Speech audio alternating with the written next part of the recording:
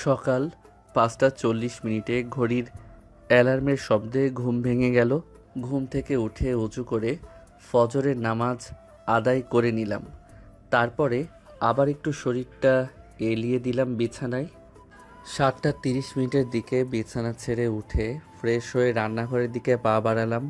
রান্নাঘরে যেয়ে একটা ডিম ভাজি করলাম, আর কালকে রাতের ভাত ছিল তাই একটু খেয়ে নিলাম।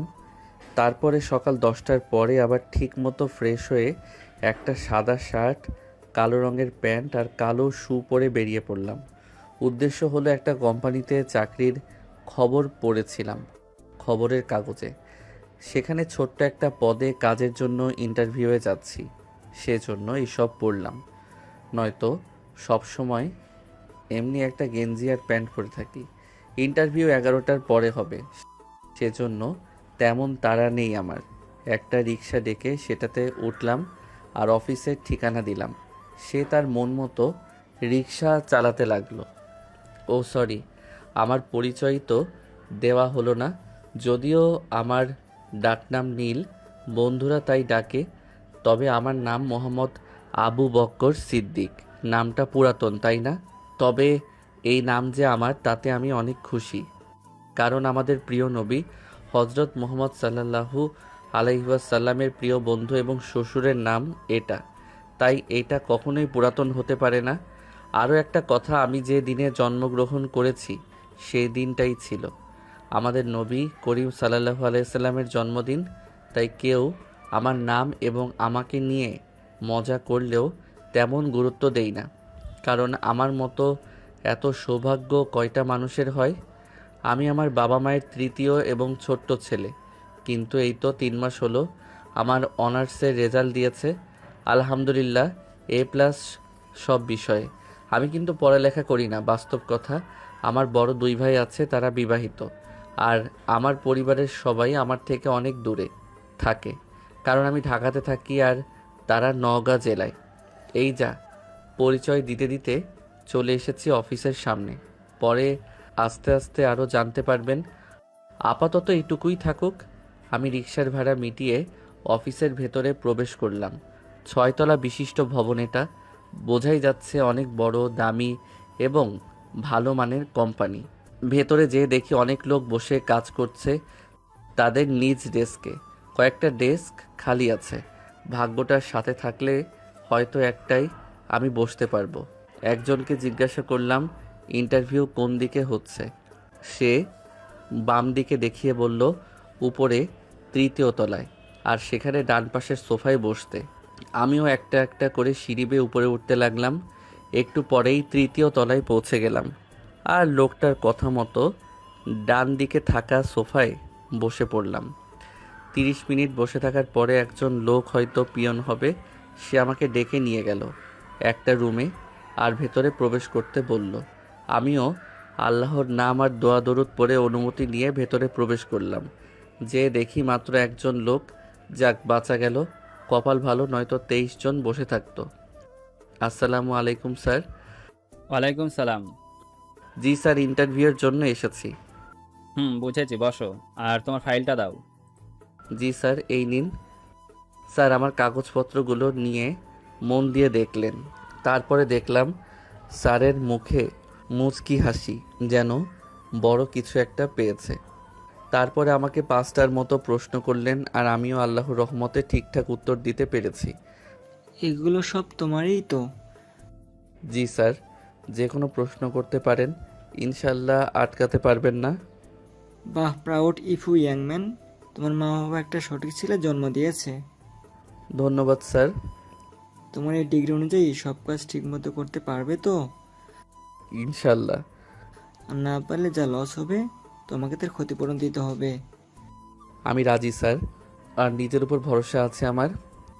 এমন বুদ্ধিমানা আর সাহসী ছেলেই তো চাই, যে আমার কোম্পানির জন্য পারফেক্ট। তাহলে কি আমার চাকরিটা পাকা ভাববো? কিন্তু কিছু টাকা দিতে হবে যে। কিসের টাকা স্যার? এত বড় কোম্পানিতে কাজ করবে, কত টাকা বেতন পাবে?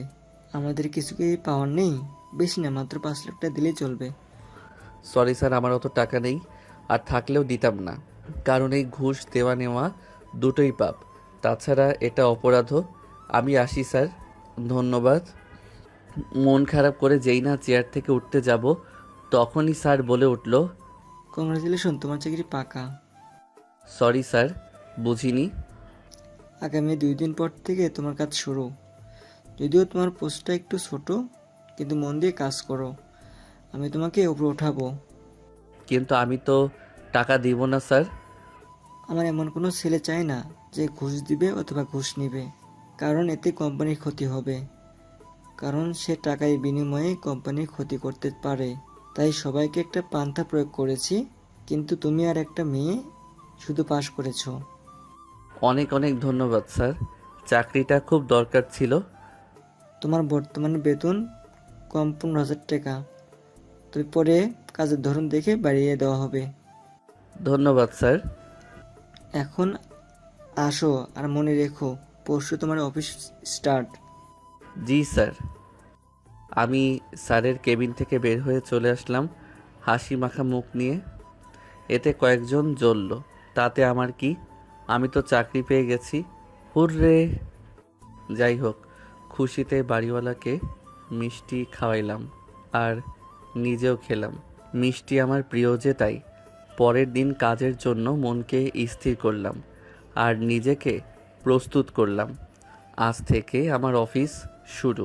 ভালো মতো পোশাক পরিধান করে অফিসে সঠিক সময়ে পৌঁছে গেলাম। এসে জানতে পারি আমার ডেস্ক 3য় তলায়। তাড়াতাড়ি করে সিঁড়ি বেয়ে উপরে উঠেই লাগলো একটা ধাক্কা। এফবিতে অনেক গল্প পড়েছি, ধাক্কা লাগলেই নাকি থাপ্পড় দেয়।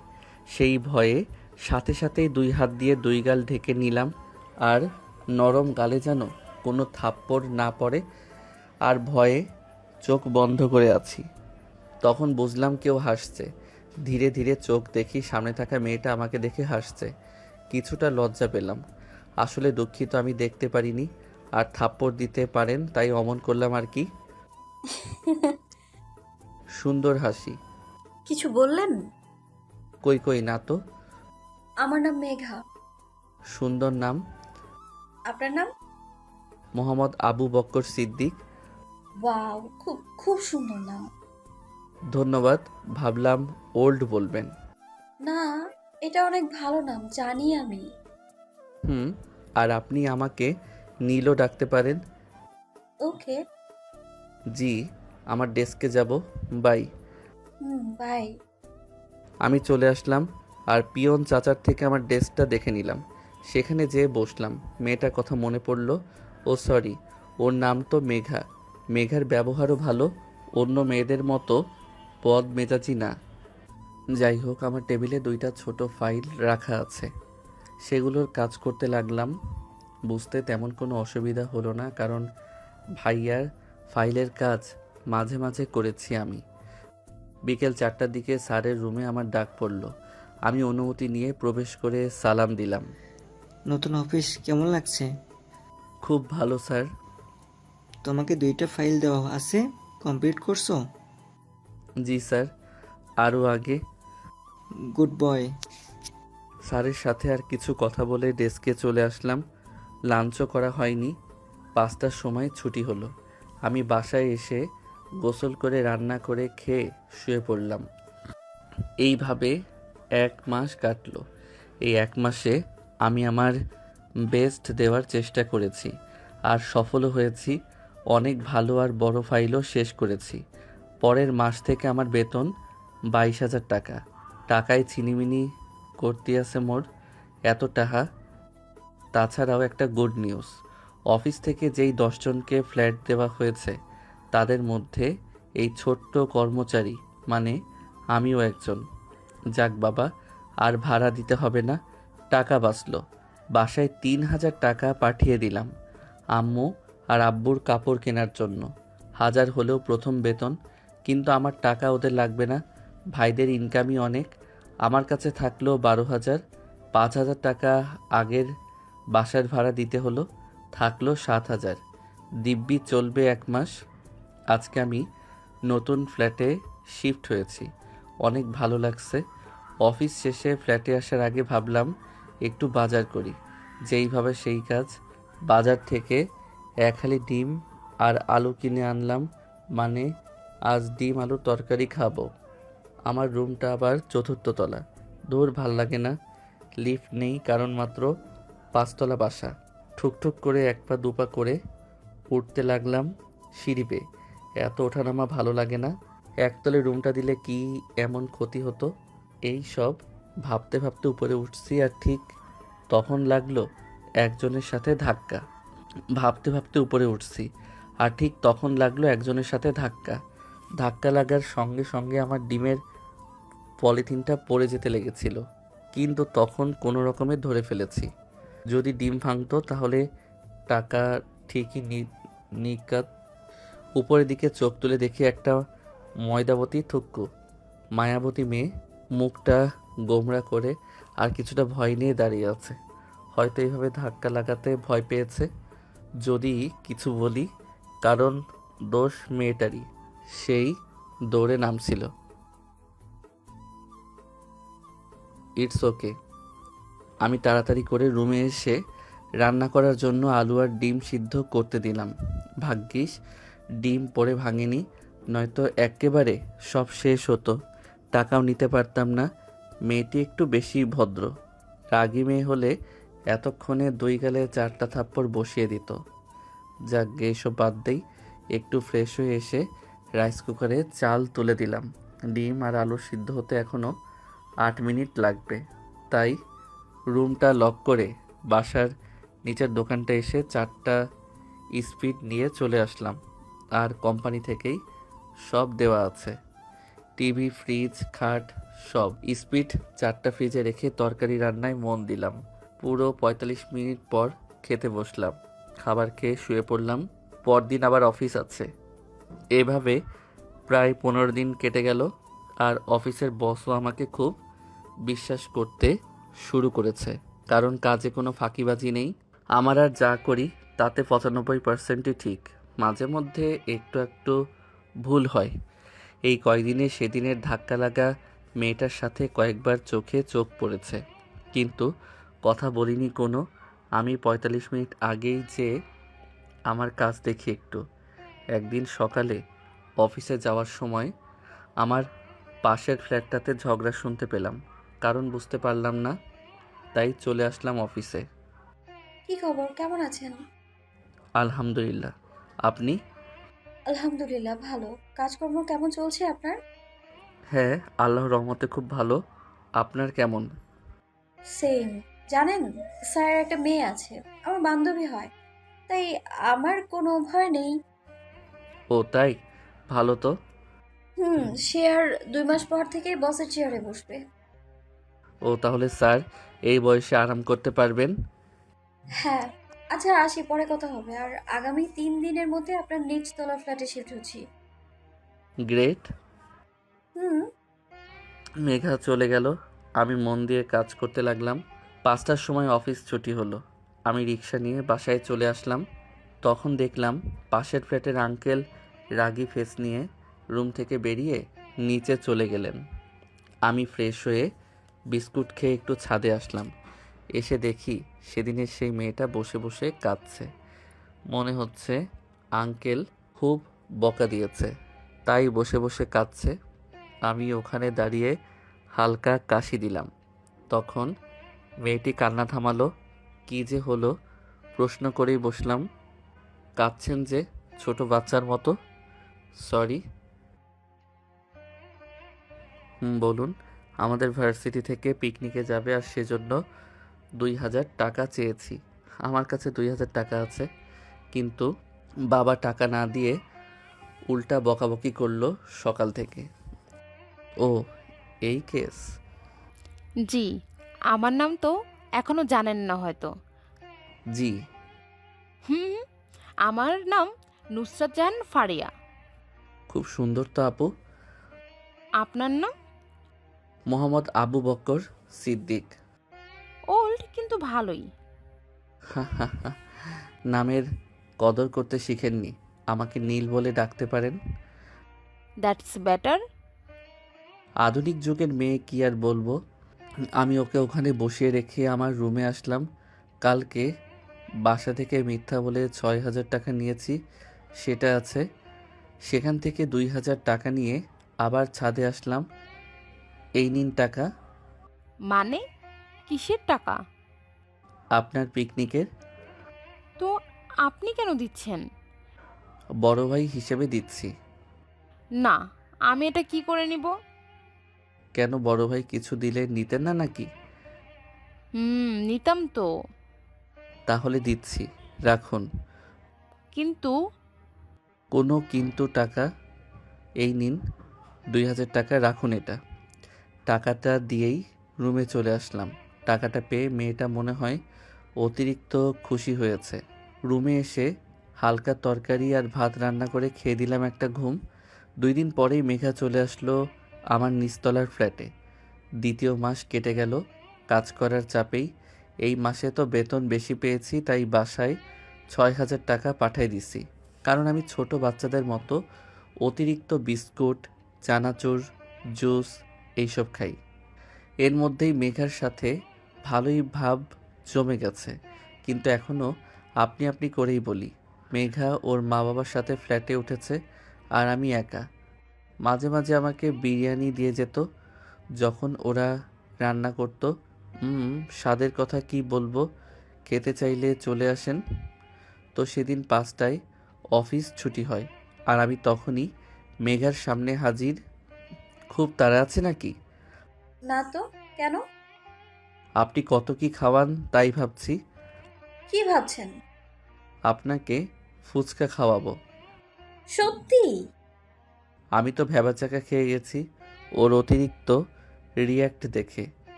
আরে না, চলুন চলুন, আর দেরি সইছে না। হি হি হি হি। হাসছেন যে? না, এমনি চলুন। উল্টো দিকে আছে ফুচকার দোকান। হেঁটে যাবেন? হুম, মাত্র 7 মিনিটের রাস্তা। ও, চলুন চলুন। 2জন ফুচকার দোকানে যেয়ে 2 প্লেট ফুচকার অর্ডার দিলাম। আমিও খেতে পারি যে। একটু পরে 2 প্লেট ফুচকা দিয়ে গেল। 2জন খাওয়া শুরু করলাম। কারো মুখে পানি আসলে কর্তৃপক্ষ দায়ী না। খাওয়া শেষে বিল মিটিয়ে একটা রিক্সা নিয়ে বাসায় চলে আসলাম 2জন। আমার কেন জানি অস্বস্তি লাগছিল মেঘার অত পাশে বসতে। বাসায় এসে আবার একই নিয়ম, তবে আজকে আর কিছু খেলাম না। পেট ভর্তি আছে ফুচকা খেয়ে। এভাবে আরও 1 মাস কেটে গেল, আর এইবার আমার ছোট্ট প্রমোশন হয়েছে। কারণ এখন আমার জায়গা ম্যানেজারের পেছনে, যে 3জন কাজ করে তাদের নিচে। বলতে গেলে বলা যায় তাদের সাথেই। আর এখন বেতন 32,000 টাকা। সব আমার ভালো কাজের ফল। আর মেঘা আমার নিচে কাজ করে এখন। তবে এখন আমরা খুব ভালো বন্ধু হয়ে গেছি। আগের মতো আপনি আপনি বলি না, এখন আমাদের কথা তুমিতে চলে এসেছে। আর পাশের ফ্ল্যাটের মেয়েটাও এখন ভালোই খোঁজ খবর নেয়। মনে হয় সেদিন অনেক বড় উপকার করেছিলাম। আমরা বসে আছি বিছানায়, আর আমার বউটা আয়নার সামনে দাঁড়িয়ে তার কোমর পর্যন্ত পড়া চুলে চিরুনি করছে। নিজেকে সামলাতে পারছি না। উঠে গেলাম তার কাছে, পেছন থেকে তার পেটে হাত দিয়ে জড়িয়ে ধরলাম। তার শরীরটা শিউরে উঠল, আর তার চুলের মধ্যে নাক ডুবিয়ে দিলাম। চুল থেকে মাতাল করার মতো সুগন্ধ বের হচ্ছে। নিজেকে নেশাগ্রস্তের মতো লাগছে। ওর কানে ফিসফিসিয়ে বললাম, এই তোমার চুল থেকে মাতাল করা সুগন্ধ আসে কেন? কথাটা বলেই ওর কাঁধের উপর থেকে চুল সরিয়ে সেখানে আলতো করে চুমু দিলাম। আমার বউটা কেঁপে উঠল। এখনও পেটে হাত দিয়েই আছি, আর সে কাঁপছে। তখন তার কানের লতিতে একদমই হালকা কামড় দিলাম। সঙ্গে সঙ্গে আমার হাত শক্ত করে জড়িয়ে ধরল। ওকে আমার দিকে মুখ করে দাঁড় করালাম। ওর গোলাপি ঠোঁট দেখে নিজেকে আর সামলাতে পারলাম না। ডুবিয়ে দিলাম তার মিষ্টি ঠোঁটে আমার ঠোঁট। This type adore only for my বউ। হঠাৎ করে আজানের শব্দে ঘুম ভেঙে গেল। হাই হাই, বউটারে আদরও করতে পারলাম না। কত সুন্দর ছিল স্বপ্নটা। ইস রে, মিস করলাম আদরটা। বিছানা ছেড়ে উঠে ভালো মতো ফ্রেশ হয়ে অজু করে নামাজ আদায় করে নিলাম। আজকেও খাওয়া দাওয়া করে একটু আগে বেরোলাম ফ্ল্যাট থেকে। চলো চলো তাড়াতাড়ি। কেন? এখনও তো অনেক সময় আছে। জানো না, আজকে স্যারের মেয়ে আসবে অফিসে। কই না তো।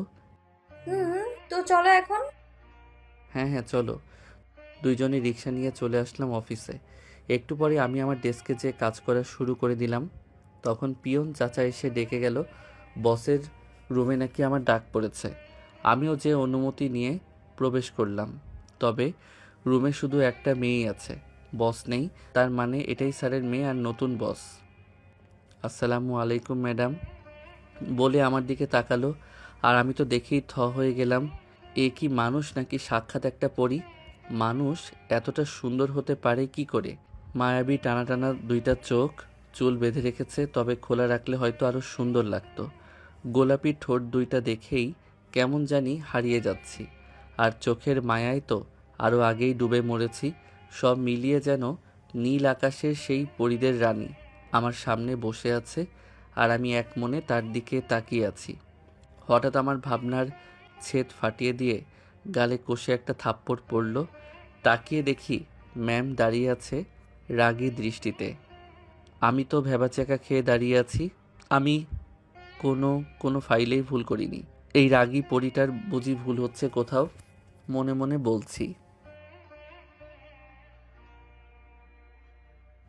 আমিও দাঁড়িয়ে না থেকে চলে আসলাম আমার ডেস্কে। ওর পরিচয় তো দিলাম না। ওর নাম কেয়া, পুরো নাম বলবো না। আর সে কে এতক্ষণে নিশ্চয়ই আন্দাজ করতে পেরেছেন। আরে ও তো বসের মেয়ে। সে যাই হোক, আমি ৪৫ মিনিট পরে ফাইলটার কাজ শেষ করে ওনার রুমে গেলাম। আসবো ম্যাম? হ্যাঁ আসুন। ফাইলটার কাজ কমপ্লিট ম্যাম। দেন তো দেখি। নিন। আমি ফাইলটা এগিয়ে ম্যামের টেবিলে রাখলাম। উনি তা নিয়ে দেখতে লাগলেন। না, এইবার সব ঠিক আছে। আসতে পারেন। ম্যাম, একটা কথা ছিল। বলুন। ফাইলটা আমার হাতে দিন, দেখাই। কি দেখাবেন? দিন, তাহলেই বুঝবেন। কেয়া আমাকে ফাইলটা দিল। আমি ফাইলটা বন্ধ করে ওনাকে দেখালাম। কারণ যাকে যাকে দেওয়া হয় তাতে কোনায় ছোট্ট করে নাম লেখা হয় যাতে চেনা যায়, পরে আবার মুছে ফেলা হয়। আমিও ওনাকে নামটি দেখালাম, সাদমান। ম্যাম, এইখানে লেখা আছে সাদমান, আর আমার নাম। বুঝছি, আপনি যান। ঠিক মতো দেখে সিদ্ধান্ত নিন ম্যাম। কাজে মন দিন, যান। জি। আমি ওনার রুম থেকে বেরিয়ে এসে আমার ডেস্কে বসলাম। শুধু বিনা কারণে আমাকে মারলো। হাতে অনেক শক্তি আছে, গালটা লাল হয়ে গেছে আর এখনও ব্যথা করছে। সেদিনের মতো কাজ করে ছুটির পরও বাসায় চলে আসলাম। থাপ্পড়ের ঠেলায় মাথা ব্যথা শুরু করেছে, তাই কিছু রান্না না করে বিস্কুট খেয়ে শুয়ে পড়লাম। রাতে ঘুম থেকে উঠে নামাজ আদায় করে আবার বিস্কুট খেয়ে আবার ঘুম। আমার সামনে আমার বউ একটা সুন্দর শাড়ি পরে দাঁড়িয়ে আছে। সে শুধু আমার জন্যই এবং শুধু আমার সামনেই শাড়ি পরে। আমি আস্তে আস্তে তার কাছে এগিয়ে গেলাম, যে ওকে শক্ত করে জড়িয়ে ধরলাম। তারপরে ওর কপালে চুমু দিলাম। দুই চোখ চুমু দিতেই কিছুটা কেঁপে উঠল। তারপরে গাল, নাক আর ঠোঁটে আলতো করে চুমু দিলাম। গলায় চুমুতে ভরিয়ে দিলাম। আমার বউটা এতক্ষণে কাঁপতে লেগেছে আদরে। আমি হাঁটুতে ভর দিয়ে ওর সামনে বসলাম। পেট থেকে শাড়িটা সরাতেই ফর্সা পেটটা চোখে পড়ল। মাঝখানে সুন্দরভাবে নাভিটা দেখা যাচ্ছে। আর লোভ সামলাতে পারলাম না। কোমরের দুই পাশে হাত রেখে একটা গাঢ় চুমু দিলাম ওর পেটে। আর সঙ্গে সঙ্গে কেঁপে ওঠে আমার মাথার চুল, চেপে খামচি দিয়ে ধরল। ঠিক তখনই কানে আজানের প্রতিধ্বনি ভেসে আসলো। দুর্বল, আজকেও স্বপ্ন। কবে যে বিয়ে করে এমনে বউকে আদর করব আল্লাহ জানে। কি আর করার, উঠে ভালো মতো ফ্রেশ হয়ে অজু করে নামাজ আদায় করলাম। নামাজের পরে শুতে এসে পেটে টান অনুভব করলাম, তাই আর বিছানাতে না যেয়ে রান্নাঘরে গেলাম। যে ভাত উঠিয়ে দিলাম গ্যাসের চুলায়, আর একটা আলু সিদ্ধ করতে দিয়ে ডিম ভাজতে লাগলাম। আলু ভর্তা, ডিম ভাজি, ভাত আমার প্রিয় খাবার। খাওয়া শেষ করে গোসল করে পোশাক পরে আতর মাখলাম একটুখানি। আমি স্প্রে পছন্দ করি না, আর ওটা হালানো না, তাই। তারপর প্রতিদিনের ন্যায় আজকেও চলে আসলাম অফিসে। যাক, কপাল ভালো, আজকে তাহলে রাগী পরীটা আসেনি। আজকে স্যার নিজে এসেছে, এই জন্য অনেক সেফ ফিল করছি। কারণ মেয়ে মানুষের ভরসা নেই, কখন যে কি বলে মেরে দিবে আপনি আন্দাজও করতে পারবেন না। দিনকাল ভালো চলছে এখন। অফিসে কাজের চাপ তেমন নেই, কারণ পরের মাসে চাপ থাকবে অনেক। এটা স্যার আগেই সবাইকে জানিয়ে দিয়েছেন। এতে আমার বিন্দুমাত্র সমস্যা নেই, কারণ আমার কাজে আমি সর্বদা প্রস্তুত। একদিন অফিসে বসে বসে টুকটাক কাজ করছিলাম, তখন মেঘার আগমন ঘটল। আমি তখনও কাজই করছি, ভালো করে লক্ষ্য করা হয়নি। কি করো? এই তো টুকটাক কাজ করছি। ওহ গুড, করো। কিছু বলবে মনে হচ্ছে, বলতেই তো আসলাম। তাহলে বলে ফেলো, কোনো প্রকার ভনিতা না করো। অফিস শেষে আজকে দুজনে কফি শপে বসে কফি খাবো, আমার তরফ থেকে, ওকে? হঠাৎ করে? ভালো লাগে না যে, তাই ভাবলাম আর কি। ওকে, ডান। সত্যি? হুম, একটা সুন্দরী প্রস্তাব কি করে ফেরত দেই? ফাজিল কাজ করো, গেলাম আমি। হি হি হি হি। পাগল একটা। হ্যাঁ, শেষে দুইজন একটা কফি শপে গেলাম। 2 কাপ কফি অর্ডার করে একটু গল্প করলাম, তখন কফি চলে আসলো। না মানে ওয়েটার নিয়ে আসলো আর কি। কফি শপে থাকাকালীন শুধু গল্পই হয়েছে, আর বাসায় আসার সময় তো আরও, কারণ হেঁটে হেঁটে এসেছি। একটা বিষয় লক্ষ্য করলাম যে মেঘা অতিরিক্ত কথা বলে বন্ধুসুলভ মানুষদের সাথে, আর কথাগুলোর খুব সুন্দর করে গুছিয়ে বলতে পারে। বাসায় এসে মেঘা 3য় তলায় ওর ফ্ল্যাটে প্রবেশ করলো, আর আমি উপরে আমার ফ্ল্যাটের দিকে আসতে লাগলাম। এসে চাবি বের করে যেই না দরজা খুলতে যাব, তখনই পেছন থেকে কে যেন নাম ধরে ডাক দিল। পেছনে তাকিয়ে দেখি ফারিহা। কি ব্যাপার, আজকে নাম ধরে ডাকছো কেন? আমি তোমার বড় ভাইয়া, বলো। রাখো তোমার ভাইয়া বলা, আমি নাম ধরেই ডাকবো। কেন? কেন, তোর কোনো সমস্যা আছে নাকি? কই না তো, সমস্যা কেন থাকবে? আচ্ছা গুড। শোনো, রাতে আমি বিরিয়ানি দিয়ে যাব। বাই।